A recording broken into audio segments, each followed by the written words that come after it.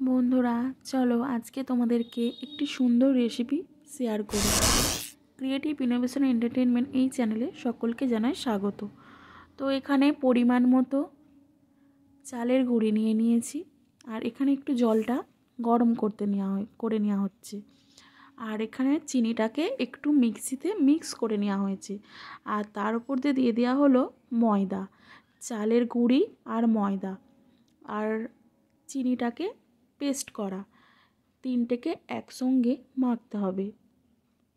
আর ওপর দিয়ে দিতে হবে পরিমাণ মতো লবণ, আর দিয়ে দিতে হবে খাবার সোডা যেটা বেকিং সোডা, আর দিয়ে দিতে হবে একটু কালো জিরে। এই পাঁচটা জিনিস একসঙ্গে হাতের সাহায্যে মিশিয়ে নিতে হবে। এটা যেটা দেওয়া হলো সেটা হচ্ছে খাবার সোডা। তো এবারে সব কটা জিনিস একসঙ্গে মেশাতে হবে হাতের সাহায্যে। তারপরে যে জলটা উষ্ণ গরম করা হয়েছিল, সেই উষ্ণ গরম জলটা পরিমাণ মতো দিয়ে হাতের সাহায্যে ভালোভাবে কিন্তু মেখে নিতে হবে, গোলাটা যাতে সুন্দর হয়। তো চলো দেখতে থাকো। যতটা জলের প্রয়োজন ততটাই কিন্তু জল এখানে দিতে হবে।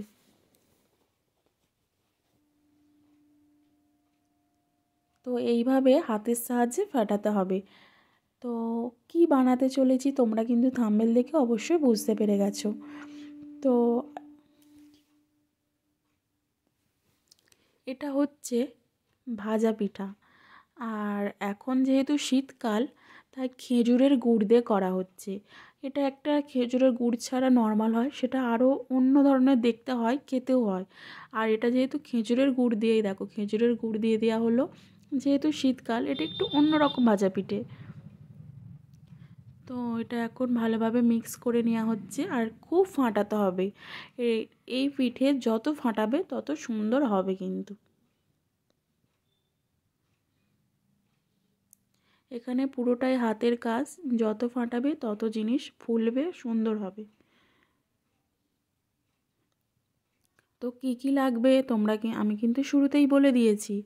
চালের গুঁড়ি, ময়দা, লাগবে পরিমাণ মতো লবণ, বেকিং সোডা, আর হচ্ছে যেটা খাবার সোডা, আর কালো জিরে। তো এই পাঁচটা জিনিস একসঙ্গে মিশিয়ে নিয়ে আর করতে হবে পিঠাটা। আর এখানে দেখো একটা কড়াইতে পরিমাণ মতো সয়াবিন অয়েল, যেটা সাদা তেল, সেটা দিয়ে দেওয়া হলো। এখন তেল গরম হয়ে গেছে, এক এক করে পিঠাগুলো ভেজে নেওয়া হবে।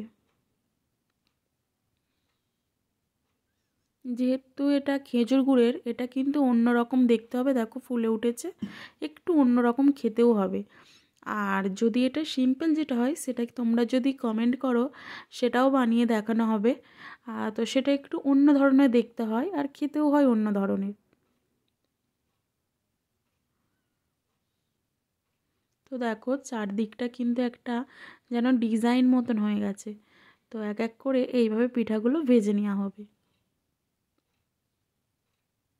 এখন কিন্তু সব পিঠা ভেজে নেওয়া হয়ে গেছে।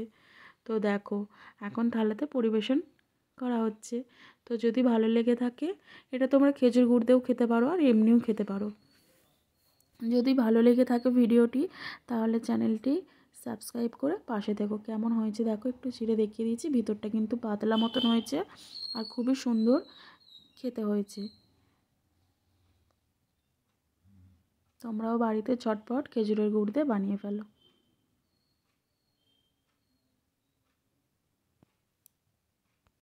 চলো আরও কয়েকটা তোমাদেরকে ভেজে দেখাই। দেখতেই পেলে থালাতে কিন্তু পরিবেশন করা হয়ে গেছে। তাও কিন্তু তোমাদেরকে আরও কয়েকটা ভেজে দেখাই, কারণ ডিজাইনটা তোমরা হয়তো আগেরগুলো বুঝতে পারোনি। চারিদিকটা ডিজাইন হয়েছে দেখো।